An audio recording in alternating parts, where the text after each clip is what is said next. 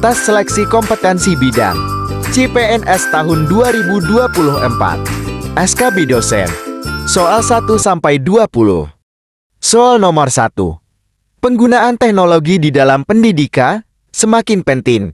Salah satu platform yang sering digunakan dalam pembelajaran daring adalah Learning Management System (LMS). Manakah dari berikut ini yang bukan merupakan fitur umum dalam LMS? A. Forum diskusi antar mahasiswa dan dosen. B. Fasilitas penilaian otomatis untuk kuis dan tugas. C. Manajemen waktu dan jadwal pembelajaran. D. Fasilitas unggah materi pembelajaran. E. Fitur pengeditan video pembelajaran langsung dalam platform. Tuliskan dan cocokkan jawabanmu.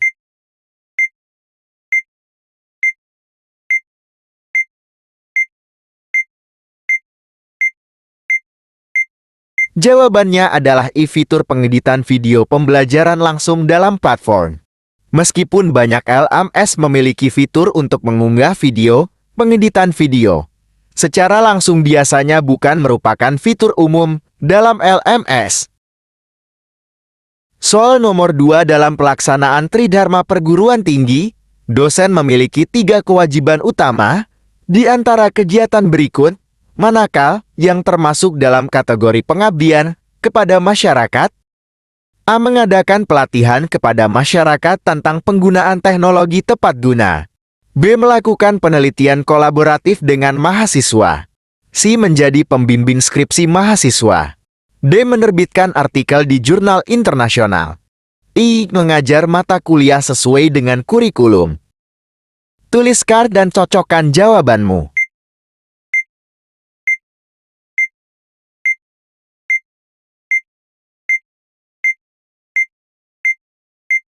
Jawabannya adalah A. Mengadakan pelatihan kepada masyarakat tentang penggunaan teknologi tepat guna. Kegiatan ini termasuk dalam kategori pengabdian kepada masyarakat, salah satunya Tridharma Perguruan Tinggi. Soal nomor 3. Etika akademik menuntut seorang dosen untuk menjaga integritas dalam publikasi ilmiah. Manakah tindakan berikut yang paling menggambarkan pelanggaran terhadap etika akademik dalam penulisan karya ilmiah? A. Menyertakan analisis data yang tidak sesuai dengan metodologi yang digunakan. B. Menggunakan data dari penelitian layu dengan izin eksplisit dari peneliti aslinya. C. Mencantumkan nama rekan yang tidak berkontribusi dalam penelitian. D. Melakukan revisi besar pada manuskrip tanpa memberitahu ke author yang terlibat. E. Mengutip sumber primer dan sekunder secara lengkap dalam daftar pustaka. Tuliskan dan cocokkan jawabanmu.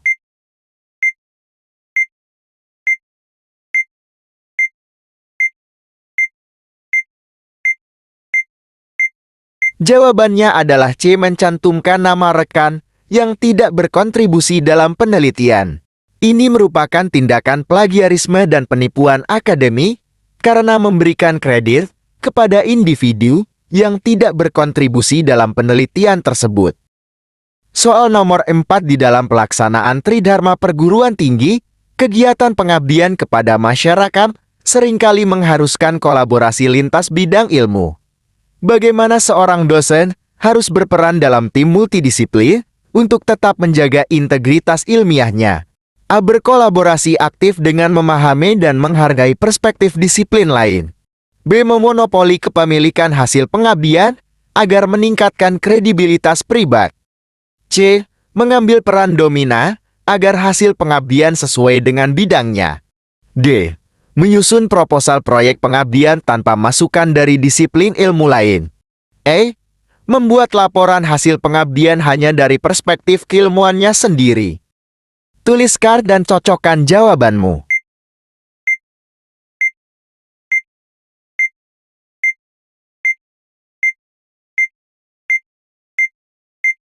Jawabannya adalah A. Berkolaborasi aktif dengan memahami dan menghargai perspektif disiplin lain. Di dalam pendekatan ini, memastikan bahwa setiap anggota tim dapat memberikan kontribusi yang berarti, memperkaya hasil pengabdian, dan menjaga integritas ilmiah, dalam proses kolaborasi. Soal nomor 5, salah satu tujuan utama Tridharma Perguruan Tinggi adalah pengembangan ilmu pengetahuan melalui penelitian. Manakah tindakan yang paling mencerminkan pelanggaran etika dalam pelaksanaan penelitian di perguruan tinggi? A. Mengundang mahasiswa untuk menjadi co-author dalam penelitian dosen. B. Mencari sumber pendanaan dari beberapa lembaga untuk penelitian yang sama. C. Memodifikasi data penelitian agar sesuai dengan hipotesis yang diinginkan. D. Melakukan peer review secara anonim terhadap artikel penelitian kolega. I. Menyimpan data mentah selama 5 tahun sesuai dengan standar penelitian. Tuliskan dan cocokkan jawabanmu.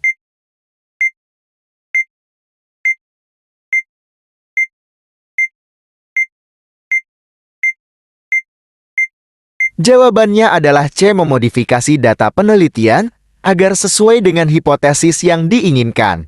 Tindakan ini merupakan bentuk penipuan akademik yang merusak integritas penelitian dan hasil karya ilmiah. Soal nomor 6, seorang dosen memiliki tanggung jawab besar dalam mendidik mahasiswa sebagai bagian dari Tridharma Perguruan Tinggi. Dalam situasi di mana mahasiswa terlibat dalam plagiat, tindakan etis terbaik yang dapat diambil oleh dosen adalah A. Memberikan nilai rendah tanpa memberikan penjelasan lebih lanjut. B. Menurunkan nilai mahasiswa sebagai contoh disiplin akademik. C. Memberi pembinaan dan kesempatan memperbaiki kesalahan. D. Melaporkan mahasiswa tersebut kepada pihak yang berwenang tanpa peringatan. E. Mengabaikan masalah agar reputasi program studi tetap baik. Tuliskan dan cocokkan jawabanmu.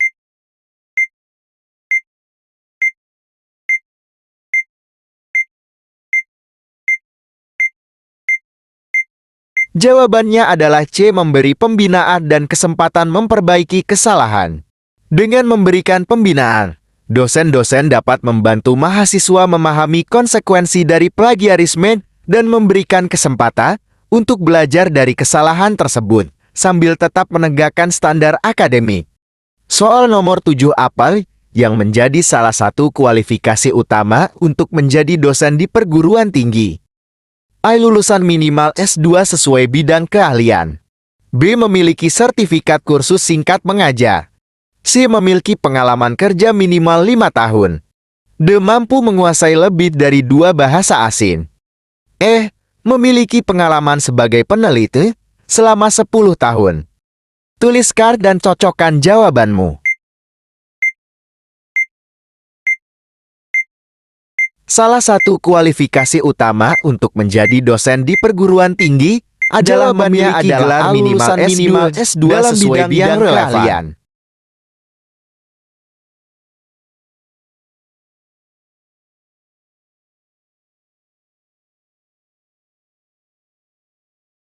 Soal nomor 8, apa tujuan utama dari pengembangan kurikulum berbasis capaian pembelajaran outcome-based education di perguruan tinggi? A. Mengurangi waktu kuliah mahasiswa untuk lulus lebih cepat. B. Meningkatkan jumlah lulusan yang bekerja di sektor swasta. C. Mendorong kolaborasi dosen antar fakultas. D. Meningkatkan jumlah mata kuliah yang ditawarkan. I. Menekankan hasil pembelajaran yang diharapkan dari mahasiswa. Tuliskan dan cocokkan jawabanmu.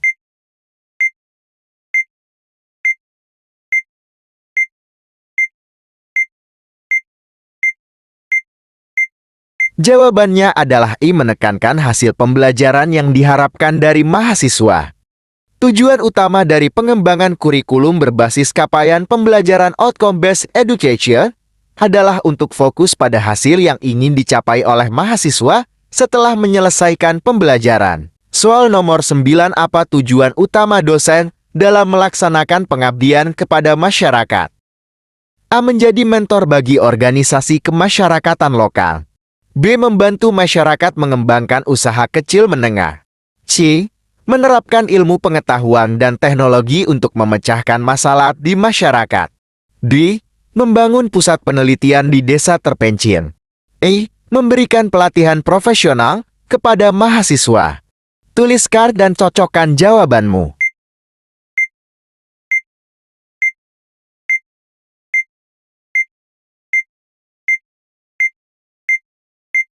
Jawabannya adalah C. Menerapkan ilmu pengetahuan dan teknologi untuk memecahkan masalah di masyarakat. Tujuan utama pengabdian kepada masyarakat adalah untuk menggunakan pengetahuan dan keterampilan dosen dalam membantu masyarakat mengatasi berbagai masalah yang dihadapi. Soal nomor 10. Apa menjadi salah satu tujuan penjaminan mutu di perguruan tinggi? A. Meningkatkan jumlah mahasiswa yang mendaftar. B. Menurunkan biaya operasional perguruan tinggi. C. Menstandarisasi metode pembelajaran dosen. D. Meningkatkan akreditasi program studi. E. Menambah fasilitas kampus yang modern. Tuliskan dan cocokkan jawabanmu.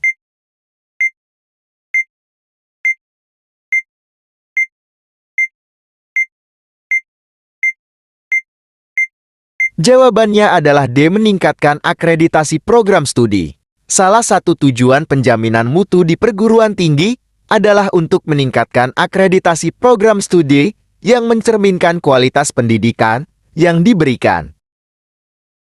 Soal nomor 11. Seorang dosen terlibat dalam kegiatan pengabdian masyarakat di sebuah desa dan mendapat tawaran dari mitra industri untuk berkolaborasi lebih lanjut dalam pengembangan teknologi lokal.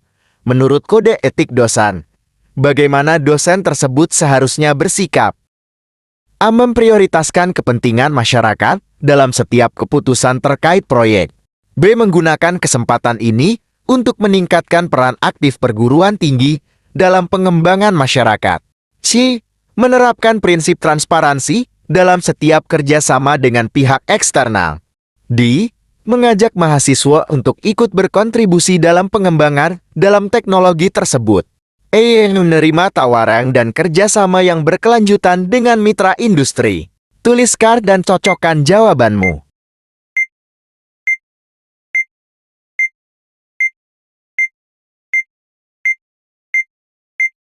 Jawabannya adalah A. Memprioritaskan kepentingan masyarakat dalam setiap keputusan terkait proyek.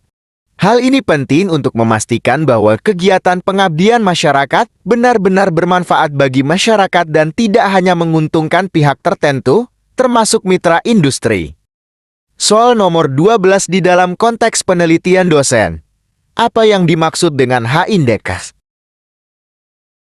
A-Index yang mengukur produktivitas dosen dalam mengajar. B. Indeks yang mengukur jumlah publikasi dosen. C. Indeks yang mengukur jumlah kolaborasi dosen dengan peneliti lain. D. Indeks yang mengukur kualitas dan kuantitas citasi karya ilmiah dosen. E. Indeks menunjukkan peringkat jurnal tempat dosen menerbitkan artikel. Tuliskan dan cocokkan jawabanmu.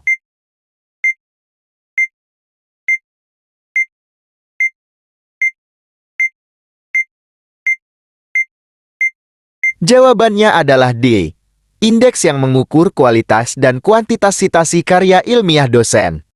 H-Indeks mengukur jumlah publikasi yang telah disitasi oleh peneliti lain, memberikan gambaran tentang dampak dan produktivitas akademik seorang peneliti. Soal nomor 13 dalam menjalankan Tridharma perguruan tinggi dosen, diharapkan mampu mengintegrasikan kegiatan pengajaran, penelitian dan pengabdian kepada masyarakat.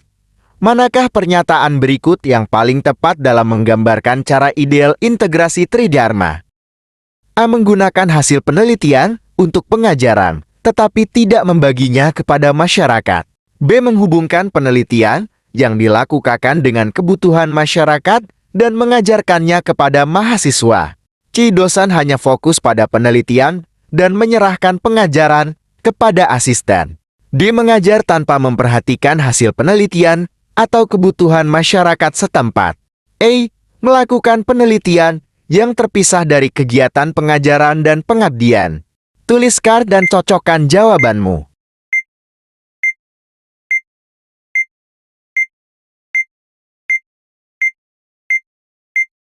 Jawabannya adalah B. Menghubungkan penelitian yang dilakukan dengan kebutuhan masyarakat dan mengajarkannya kepada mahasiswa. Pendekatan ini memastikan bahwa kegiatan penelitian, pengajaran, dan pengabdian kepada masyarakat saling mendukung dan relevan, memberikan manfaat maksimal bagi mahasiswa dan masyarakat. Soal nomor 14, seorang dosen memiliki tanggung jawab untuk menjaga etika dalam pengajaran dan penelitian. Apa yang dimaksud dengan plagiarisme dalam konteks akademik? A. Menggunakan metode penelitian orang lain. B. Menggunakan sumber daya eksternal tanpa izin. C. Menggunakan karya sendiri dari penelitian sebelumnya dalam penelitian baru. D. Mengutip karya orang lain dengan menyebutkan sumbernya. E. Menyalin karya orang lain secara keseluruhan atau sebagian tanpa memberikan kredit kepada sumber aslinya. Tuliskan dan cocokkan jawabanmu.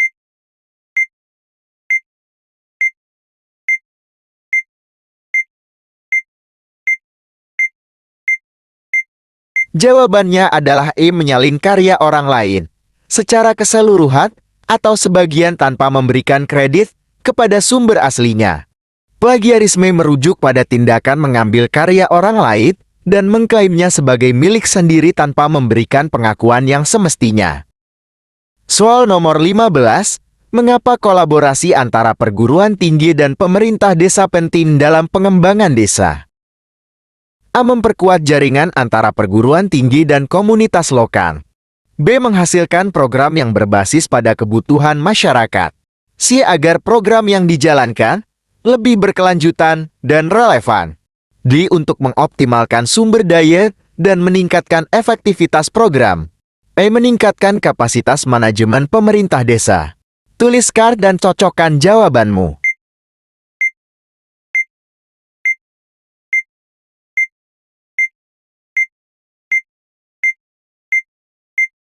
Jawabannya adalah D. Untuk mengoptimalkan sumber daya dan meningkatkan efektivitas program. Kolaborasi antara perguruan tinggi dan pemerintah desa penting untuk memaksimalkan penggunaan sumber daya yang ada dan memastikan bahwa program yang dijalankan lebih efektif dalam mencapai tujuan pengembangan desa. Soal nomor 16 dalam proses penelitian.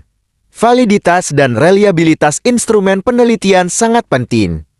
Apa perbedaan utama antara validitas dan reliabilitas? A. Validitas mengukur konsistensi hasil sedangkan reliabilitas mengukur ketetapan hasil. B. Validitas mengukur seberapa sering instrumen digunakan sementara reliabilitas mengukur seberapa akurat data tersebut. C. Validitas menunjukkan ketepatan pengukuran instrumen sedangkan reliabilitas mengacu pada konsistensi pengukuran.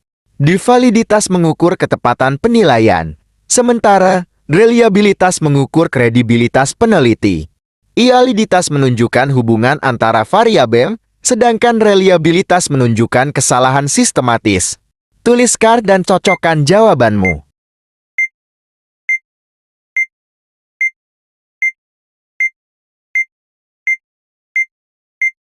Jawabannya adalah C. Validitas menunjukkan ketepatan pengukuran instrumen, sedangkan reliabilitas mengacu pada konsistensi pengukuran. Validitas berkaitan dengan sejauh mana instrumen mengukur apa yang seharusnya diukur, sedangkan reliabilitas berkaitan dengan sejauh mana hasil pengukuran konsisten jika diulang. Soal nomor 17, seorang dosen mendapatkan permintaan dari mahasiswa agar nilainya dinaikkan tanpa mengikuti prosedur resmi. Sebagai dosen yang menjaga integritas, langkah apa yang sebaiknya dilakukan? A. Menjelaskan prosedur resmi penilaian ulang kepada mahasiswa tetapi tetap membuka peluang jika ada kasus khusus. B. Menolak permintaan dengan tegas dan melaporkan kejadian tersebut kepada pihak berwenang kampus. C. Menolak secara tegas permintaan mahasiswa namun tidak melaporkannya untuk menjaga hubungan baik. D. Mengabaikan permintaan mahasiswa dengan harapan mahasiswa akan memahami situasinya. E. Menyampaikan bahwa ada peluang untuk mengubah nilai asalkan dilakukan secara tertutup dan tidak dilaporkan. Tuliskan dan cocokkan jawabanmu.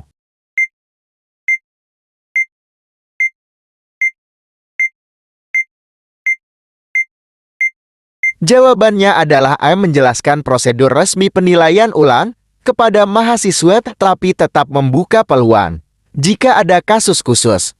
Dengan pendekatan ini, dosen tetap menjaga integritas dan transparansi dalam proses penilaian, sekaligus memberikan kesempatan bagi mahasiswa untuk memahami prosedur yang berlaku.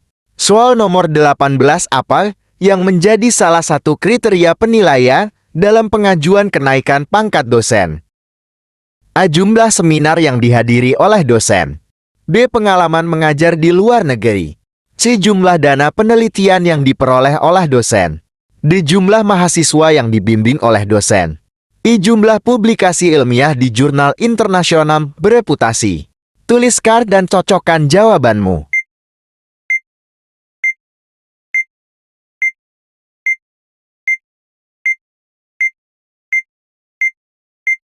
Jawabannya adalah I. Jumlah publikasi ilmiah di jurnal internasional bereputasi. Jumlah publikasi ilmiah di jurnal internasional bereputasi merupakan salah satu kriteria penting dalam penilaian pengajuan kenaikan pangkat dosen. Soal nomor 19, seorang dosen menggunakan materi dari sumber daring untuk menunjang proses pembelajaran, namun tidak mencantumkan referensi dengan jelas. Tindakan ini A. dapat dibenarkan jika dosen menyesuaikan materi tersebut dengan kondisi lokal. B. Tidak perlu dipermasalahkan karena materi sudah menjadi milik umum. C. Dapat diterima asalkan mahasiswa tidak mengajukan komplain tentang hal tersebut. D. Dapat dianggap pelanggaran kode etik karena sumber asli tidak disebutkan secara eksplisit. E. Sah selama materi tersebut hanya digunakan di lingkungan kelas dan tidak disebarluaskan lebih lanjut. Tuliskan dan cocokkan jawabanmu.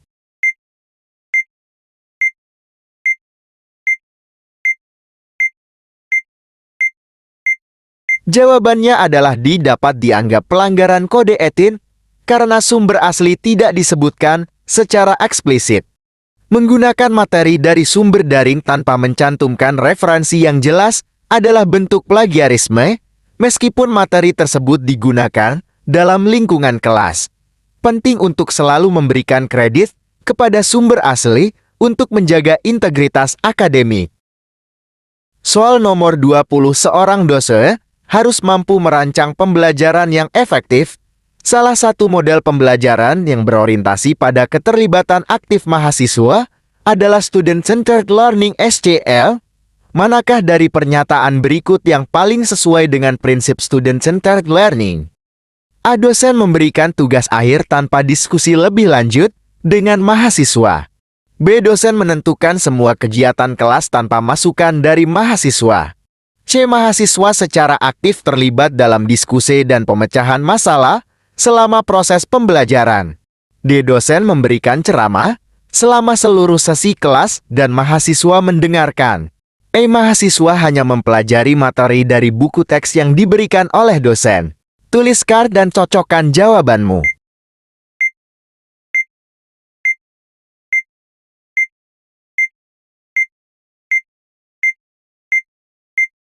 Jawabannya adalah C. Mahasiswa secara aktif terlibat dalam diskusi dan pemecahan masalah selama proses pembelajaran. Prinsip Student-Centered Learning menekankan keterlibatan aktif mahasiswa dalam proses pembelajaran termasuk diskusi dan kolaborasi.